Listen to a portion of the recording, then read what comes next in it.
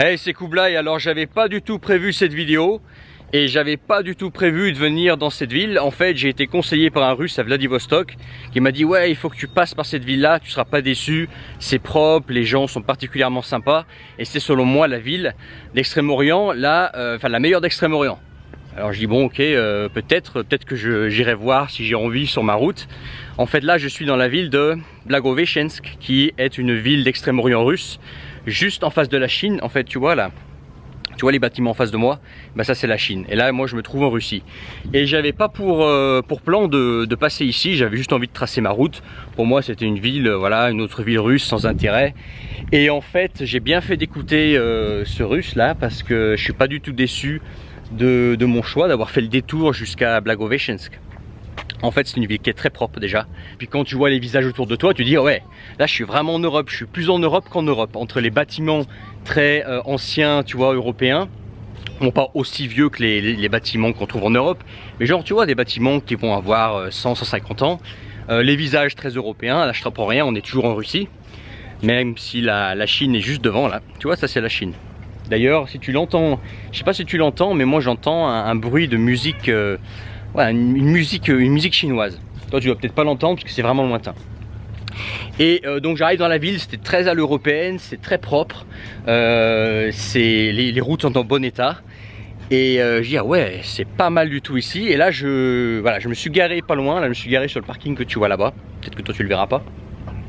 Et tu as toujours cette infrastructure, qui est en fait je suis arrivé ici, j'ai vu le bord de fleuve. J'ai dit ah ouais, ils ont fait un effort, c'est propre, ça a été bien fait. Là tu vois tout ça là, tout ça c'est le bord du fleuve, tu vois, hop, tout le bord du fleuve qui a été aménagé. Là pareil, jusqu'à là-bas tout a été aménagé. Et c'est vert, c'est propre, les bâtiments sont en bon état. Tu sais, en Russie, tu as souvent, tu sais, dans les villes où voilà, tu as des bâtiments, même des logements, tu sais, qui ont un look un peu vieux, un peu soviétique et laissent à désirer. Là, il y en a quelques-uns, mais la plupart d'entre eux ont été rénovés, beaucoup sont neufs et ils ont été refaits dans le style typiquement de la ville, c'est-à-dire de la pierre rouge. Et je m'attendais pas à ça parce que moi voilà, je voulais juste tracer ma route de Vladivostok à chez moi en Sibérie. Et j'ai dit allez, je vais pas passer ici souvent, je vais plus jamais repasser par cette route là. Je vais faire le détour, je vais aller voir cette ville là parce qu'apparemment ça vaut le coup. Et en fait on n'est pas du tout déçu. On va passer la nuit ici. Et puis on va voir un petit peu si on va pas y rester un peu plus longtemps, peut-être une journée de plus. Et là on se promène, on va trouver à manger parce que là je viens de me taper quand même 1500 bornes d'une traite. 1500 bornes sur les routes russes, bah ça fait tu les sens passer.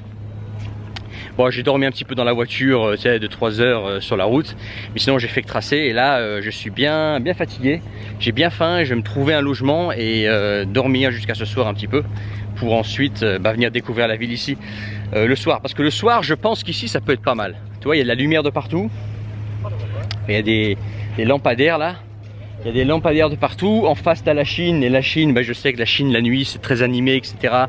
Donc il risque d'y avoir beaucoup de lumière, un petit peu comme si j'étais à Hong Kong, tu vois.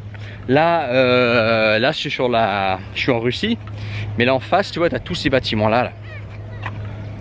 Tous ces bâtiments là, ça fait penser un petit peu à Hong Kong, tu sais, quand tu es dans un côté de Hong Kong, sur l'île de Hong Kong, tu vois Kowloon, tu vois, en face. Et là c'est pareil en fait, je suis en Russie, en face de moi j'ai la Chine, je dois être, je sais pas à combien de mètres de la Chine là.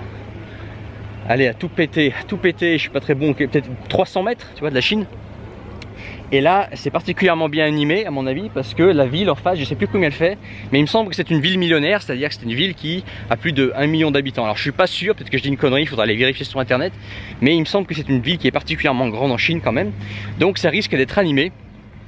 Et puis là la ville, je te dis, ça me plaît quoi, ça me plaît. Voilà, rapide vidéo, j'avais pas eu tout prévu de faire, j'avais dit que j'arrêterais les vidéos et je les arrête, mais là j'ai j'ai toute la fatigue qui vient là, je suis cassé là.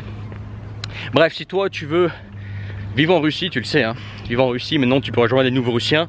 Vous avez été particulièrement nombreux à rejoindre des nouveaux Russiens ces dernièrement, donc ça c'est bien. On est de plus en plus nombreux dans les nouveaux Russiens. Et les nouveaux Russiens c'est quoi au passage? En fait c'est la suie. J'ai passé les 1500 km à suer dans la voiture. Et là en fait ça me tombe dans les yeux quoi. En fait les Nouveaux-Russiens, c'est si tu veux quitter la France, vivre en Russie. Et quand je dis vivre en Russie, c'est pas juste faire du tourisme, hein. C'est t'installer ici et faire de la Russie ton pays de vie, là où tu vas vivre, ok? Là où tu seras à plein temps, ou presque, tu peux voyager, tu comme moi, tu vois, mais ce sera ton nouveau pays, tout simplement.